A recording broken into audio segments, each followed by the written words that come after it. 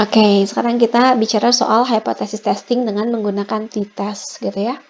Nah, seperti yang sudah saya sampaikan pada beberapa pertemuan lalu, bahwa seringkali kita nggak bisa tuh pakai central limit theorem. Kenapa? Karena sebagai seorang peneliti kita mendapatkan keterbatasan di mana kita tidak tahu banyak pengetahuan mengenai population gitu ya. Paling tidak kita perlu tahu mu-nya atau rata-rata dari population, dan kita juga perlu tahu sigma-nya atau standar deviasi dalam population gitu.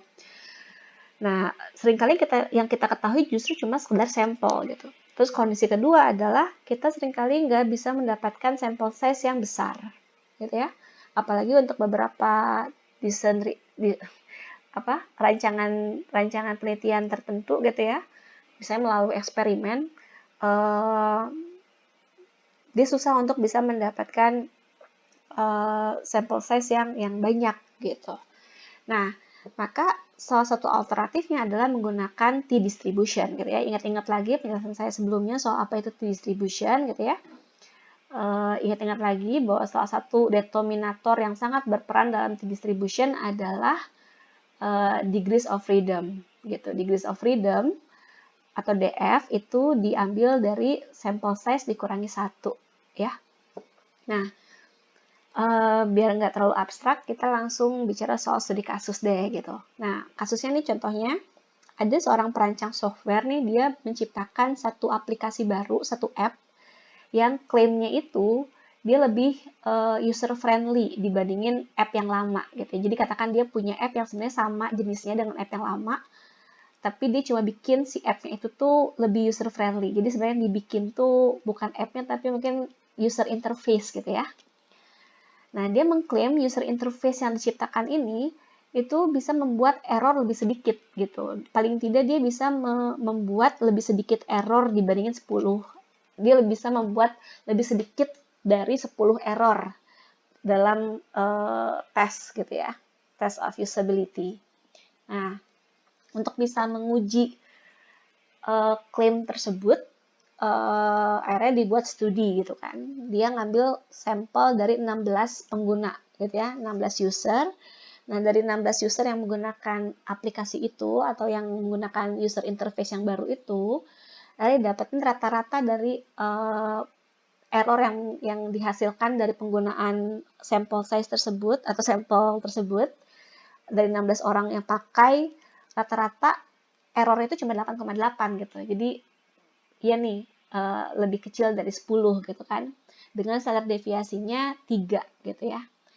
Nah, dengan menentukan alfa atau tingkat ketidakpastian itu cuma sekitar 5% atau 0,05, apakah desainer itu benar gitu ya, apakah klaim yang dibuat oleh desainer tersebut benar, bahwa si aplikasinya itu tuh lebih baik gitu ya, lebih user friendly dibandingin aplikasi sebelumnya gitu.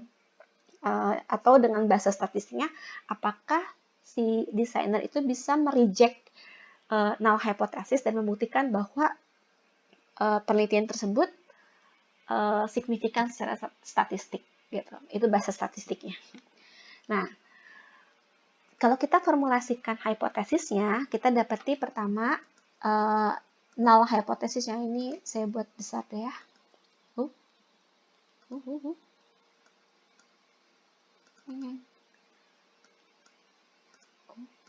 Sorry, saya sibuk sendiri jadi. Oke, null hypothesisnya adalah rata-ratanya atau mu. Dia kan mau mengestimasi mu ya. Mu-nya itu lebih besar atau sama dengan 10 gitu ya. Karena ini berarti hipotesis yang mau di-reject. Kalau misalnya ternyata nggak bisa nge-reject hipotesis ini ya berarti nggak signifikan gitu ya. Sementara hipotesis yang mau diuji itu adalah alternatif hipotesis bahwa sesuai dengan klaimnya. Rata-ratanya itu mu-nya itu adalah kurang dari 10. Ini kan will make fewer than 10 errors gitu ya. Ini alternatif hipotesisnya. Terus kita dapatin dari data observasi, pertama N-nya, sample size-nya itu 16. Dia berarti kita ketahui sample size itu kecil. Kalau sample size kecil, berarti kita nggak bisa pakai central limit theorem, melainkan pakai t-distribution. Gitu ya. Ingat, kalau pakai t-distribution, berarti kita harus mengubah N-nya itu menjadi degrees of freedom gitu. Jadi tentukan dulu degrees of freedom-nya. Degrees of freedom-nya berarti n kurang 1. 16 kurang 1 berarti 15. Oke? Nah, terus kita juga dapatkan dari data rata-rata dari sampel tersebut adalah 8,8 errornya. Berarti X bar sama dengan 8,8. Kita tentuin alfanya itu 0,05. Tapi ingat, di sini alternatif, lihat lagi, alternatif hipotesisnya itu ada di mana?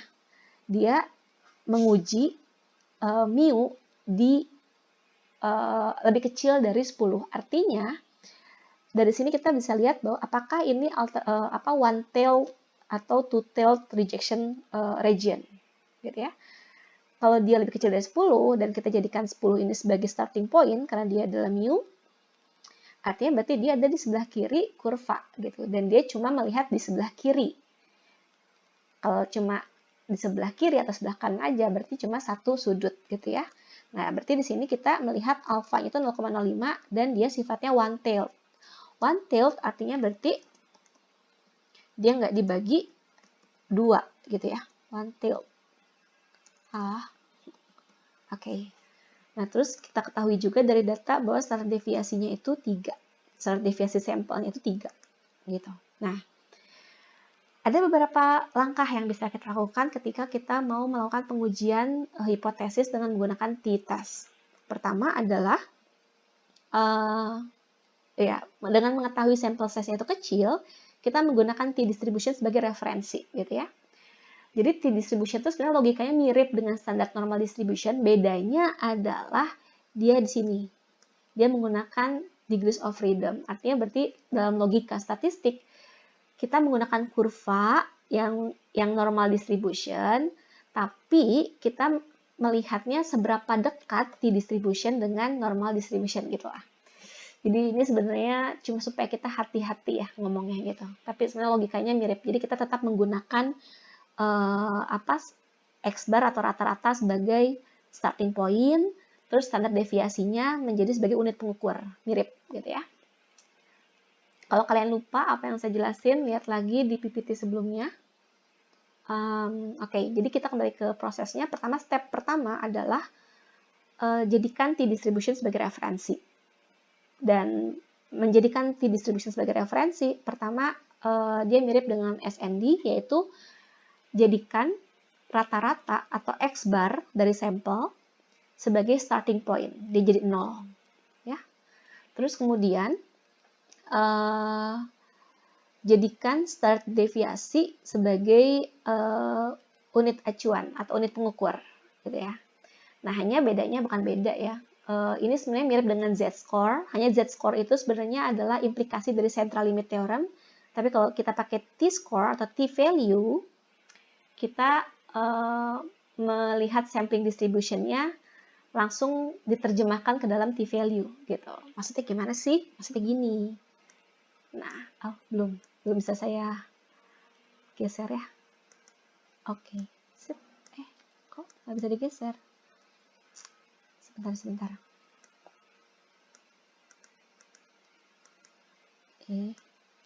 Nggak mau digeser sih. Alah. Maaf, saya sibuk sendiri. Oke, ya nanti deh saya benerin.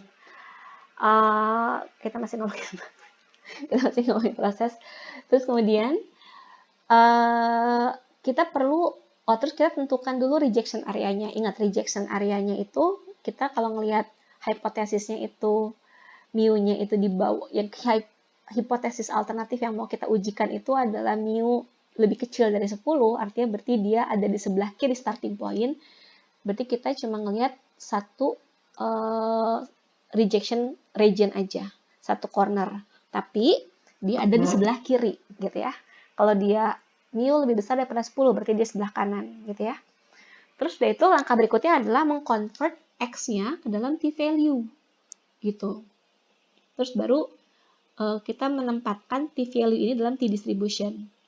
Nah,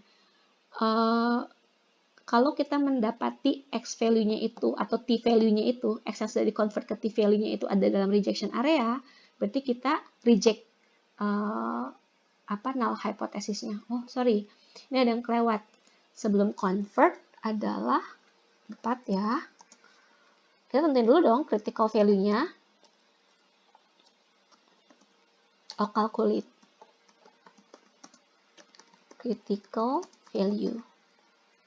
Karena 1 ya, karena one tail. Jadi value. Kalau 2 ya berarti values ya. Apa sih? Calculate critical value-nya, terus baru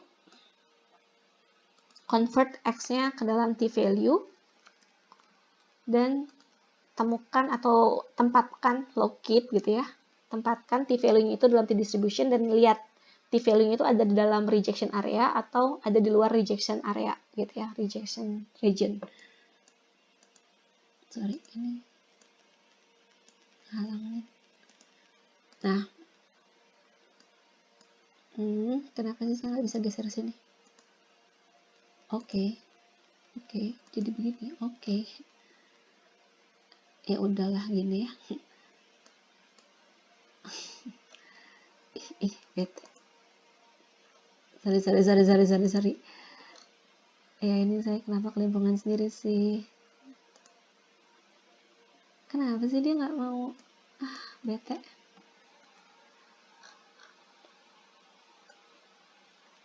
Nah, gini maksud saya. Terus jadi pertama kita perlu sorry ini recordernya ngehalangin. Kita convert, tadi kita hitung dulu dong critical value-nya ya. Nah, ingat kalau critical value dengan menggunakan t-distribution, kita nggak bisa kayak tadi gitu. Oke, ini harusnya saya bikin catatan di Excel itu berarti sama dengan t.inverse. T.inverse terus gitu ya. Ini ngerti ya maksudnya, ini adalah fungsi Excel. Jadi kalau di Excel, kita nentuin dulu kan critical value-nya. Kita udah tahu dalam ini yang saya maksud dengan t-distribution gitu ya. Jadi kita menjadikan X bar-nya itu sebagai titik 0. Tapi untuk bisa menjadikan titik 0 ini, sorry. Ada telepon. Oke. Jadi kita menjadikan, sebenarnya mirip dengan central limit theorem ya, hanya bedanya di sini kita menggunakan actual number gitu ya. Kalau di t-distribution kita masuknya ke sampling distribution aja. Jadi semuanya adalah ke starting point 0, terus ke sini 1 start deviasi, 2 start deviasi, 3 start deviasi. Maksudnya gitu ya. Ini juga sama, 1 start deviasi, 2 start deviasi, 3 start deviasi ke kiri. Maksudnya gitu. Jadi ini bukan actual number ya, tapi dia standarnya t-distribution gitu. Jadi kita bilang inilah kurva t-distribution dengan degrees of freedom 15, yaitu n-1 gitu. Karena tadi kita ngelihat pengujiannya itu dia mu lebih kecil dari 10 gitu kan. Berarti dia kalau actual number into 10, actual numbernya, tapi kita nggak ngelihat itu. Kita cuma ngelihat ke sebelah kiri gitu ya. Terus tadi kita ngelihat alfanya itu 0,05. Nah, berarti cuma satu cornernya. 0,05 tuh di sini areanya ya, ini rejection area. Tapi kita cuma tahu proporsinya gitu ya. Dalam t-distribution ini dari sini ke sini tuh berapa gitu. Ini saya ngasih karena udah ngitung gitu ya. Jadi udah tahu di sini gitu ya. Kan bisa aja di sini gitu. Kalau kita belum hitung critical values-nya. Nah, kita hitung dulu critical values. Nah, untuk menghitung critical values dari t-distribution atau menggunakan t-test, kita pakai fungsi Excel-nya adalah t.inverse. Nah, kita langsung pakai ini. Oh, sorry. Gitu ya. Wah, apa sih? Terus, oke. t.inverse, apa sih? Terus dia ngasih suggestion, kita masukin probability-nya sama degrees of freedom. Nah, probability-nya itu alpha. Kita masukin alfanya. Nah, kalau dua corner atau two-tailed, kalau rejection areanya dari 2 sudut, berarti kita masukin alpha dibagi 2, gitu ya. Tapi kalau misalnya satu sudut aja atau one tailed gitu ya, satu ekor aja, satu sudut rejection area atau rejection region, rejection region, kita cukup masukin alfanya aja. Jadi jangan dibagi 2 gitu ya. Jadi langsung masukin, sorry saya mulai ngaco nih, 0,05. Terus dia ngasih suggestion kita adalah masukin probability sama degrees of freedom. Degrees of freedom berapa gitu kan? Tadi kita udah tahu n-1. N-1 itu 15 gitu ya. Jadi kita masukin 15. Terus nah dapat nih. Nah, critical value-nya itu ada di minus 1,75. Kita locate di sini. Minus 1,75 berarti ya sekitar sini ya. Ini makanya saya udah bikin garis tuh kan udah tahu gitu ya. Dia ada di minus 1,75. Gitu. Ini rejection areanya. Gitu ya. Nah, baru kemudian kita ngitung t-value gitu ya. T-value itu berarti dia di-convert dari x ke t-value. Untuk bisa converting x ke t-value itu adalah, ini t-value t gitu ya, kita tandai, kita bikin tandanya, sama dengan x atau x bar gitu ya, dikurangi mu, dibagi standar deviasi, ini maksudnya standar error ya, s x bar. Dan ini harusnya, harusnya ini bukan X tapi X bar ya. Ini saya salah masukin simbol. Harusnya X bar. Nah, gitu. Ya gitulah, ini maksudnya X bar ya. Kalian paham? Nah, jadi kita udah tahu X bar itu 8,8 gitu ya. 8,8 dikurangi 10. 10 itu kan berarti dari ini nih, diambil dari, jadi kita juga perlu bisa menerjemahkan persoalan gitu ya ke dalam bahasa statistik gitu. Ini kan ketika dia bicara, dia bisa mengklaim bahwa app barunya ini bisa membuat error lebih kecil gitu kan dibandingkan 10. Nah, 10 ini berarti mengacu pada rata-rata dari population gitu ya, dari seluruh aplikasi yang dibuat gitu. Bukan cuma sampel yang 16 user. Oops. Nah, terus dibagi oleh standard error. Standard error itu adalah sigma dibagi akar sample size gitu ya. Jadi di sini kalau untuk standard error kita nggak ngurangin degrees of freedom, kita nggak ngurangin n-1, tapi langsung akar n, area bla bla bla didapatkan minus 1,6 gitu. Nah, kita locate nih, t-value-nya itu ada di minus 1,6. Apakah t-value ini ada di dalam rejection area? Rejection area itu kan berarti dari minus 1,75 ke kiri gitu. Minus 1,6 itu ada di mana? Kalau minus 1,75, minus 1,6 ada di kanannya, ya nggak sih? Gitu kan? Ini minus 1,6, ini t-value. Dia dari minus 1,6 gitu.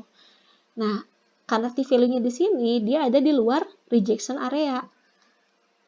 Itu kenapa hasilnya kita bisa menyimpulkan bahwa we cannot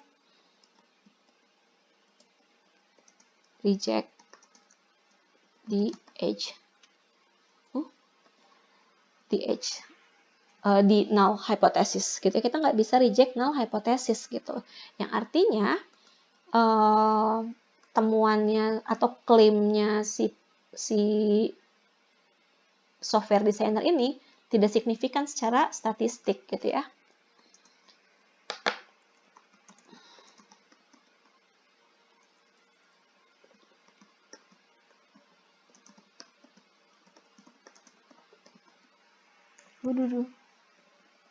Gitu, dia nggak signifikan, dia nggak cukup signifikan secara statistik gitu. Nah, saya harap penjelasan ini cukup bisa dipahami ya oleh teman-teman. Mohon maaf saya dari tadi agak ngaco, jadi ngulang-ngulang terus ngomongnya. Nanti saya bagikan juga Excel-nya ini untuk bisa teman-teman pahami. Jadi teman-teman bisa melihat videonya. Nanti saya coba masukin setelah di kompres gitu ya. Tapi saya nggak bisa masukin ke YouTube. Kemarin saya sempat janji ada yang nanya sama saya bisa nggak dimasukin ke YouTube. Saya udah coba, tapi ternyata susah karena ini di atas 15 menit ya, dan saya nggak bisa bikin video pendek-pendek gitu karena ya penjelasan saya juga jadinya harus di super singkat gitu. Jadi mohon maaf belum bisa. Kalau ada teman-teman yang mau bantu masukin ke YouTube silakan. Tapi sementara ini saya cuma bisa share di Google Classroom ya, paling nggak saya kompres gitu. Jadi silakan saling bantu kalau ada teman-teman yang susah untuk bisa mengakses gitu ya. Oke, terkait dengan hypothesis testing sampai di sini. Selanjutnya mungkin saya bikin soal sampel testing. Mungkin bisa malam ini juga, tapi kalau nggak sempat saya bikin besok atau hari Senin gitu ya. Oke, sampai di sini terima kasih banyak. Selamat belajar.